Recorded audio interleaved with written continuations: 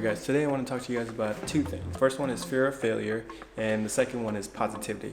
The reason why I want to talk about fear of failure is because something that we all struggle with, at least I have, well, basically the majority of my life. I still don't take certain risks because I'm afraid to fail, but I have been training myself. It's a consistent training process that you constantly have to remind yourself of, that failure is okay, failure is good. I have failed at many things, and I'm not going to mention all of them, but there's tons of things people have failed at and I have failed at, and don't let that stop you from doing what you're supposed to. And I think I did that to myself, and the reason why I'm making this video for this specific subject is because maybe other people can learn from my experience and maybe help themselves.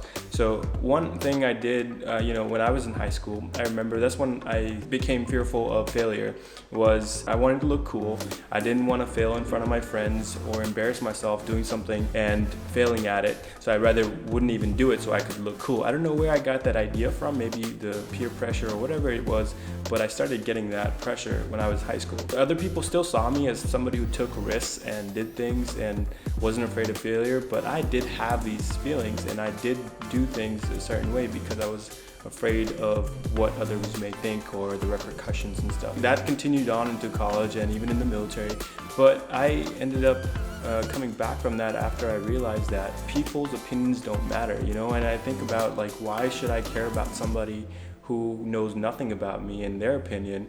And I had to go through this. It was a long story short. I had to go through a bunch of, self-thought and thinking about different things and why I should even care about them. Today, I can tell you that I've been training my mind so well that I've become really good at just mostly ignoring people's opinions. So I don't care. I try to do whatever I want as long as it is moral and just and etc.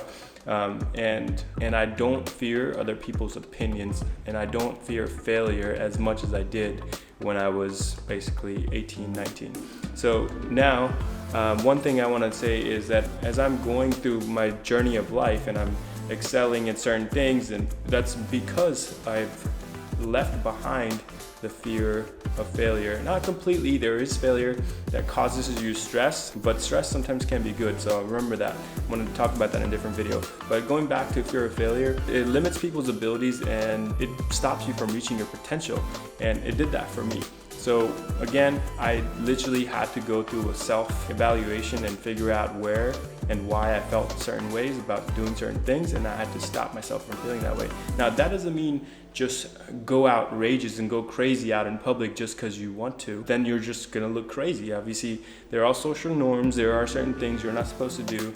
That's not being fear of failure, that's just not being stupid. There's people who randomly come out of nowhere and then they'll start blurting out random things, but not realizing they're talking to the wrong audience. They'll start saying stuff because they feel like they're not afraid what others may think. Now, that'll just make you look stupid, because if you're smart and you're talking to other people who aren't as smart as you and they're laughing at you in their heads, they might think you're dumb.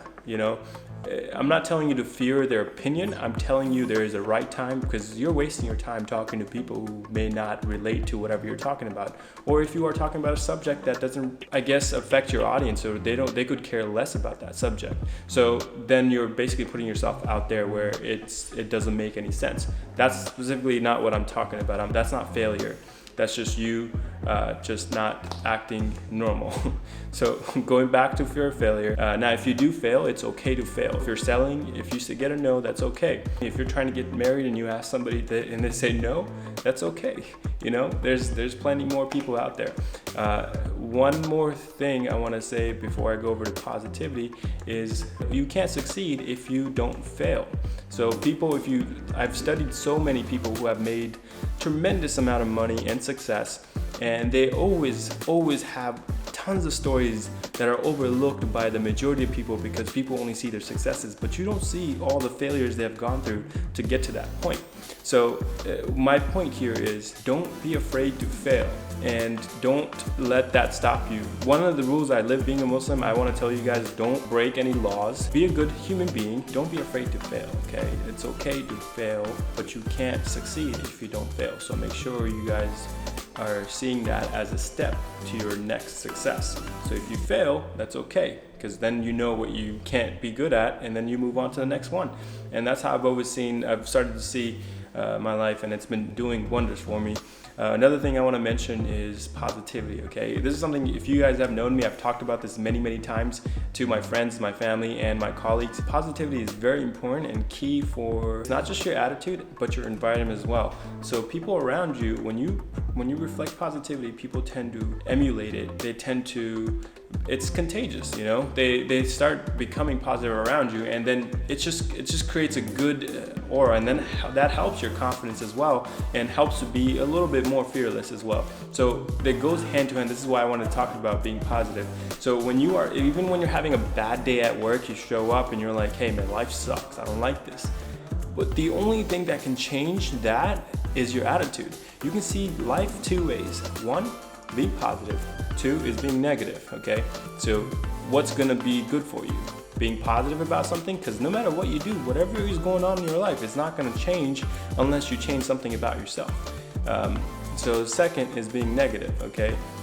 I rather choose to be positive than being negative. Ever since I've applied that to my life, I can tell you what, I have had so many friendships and relationships that I've built over the years because I was super positive. I recommend you thinking about whenever you come into work or wherever you are, whatever bad stuff you're going through, if you notice, I will never tell you anything that I'm going through that is negative.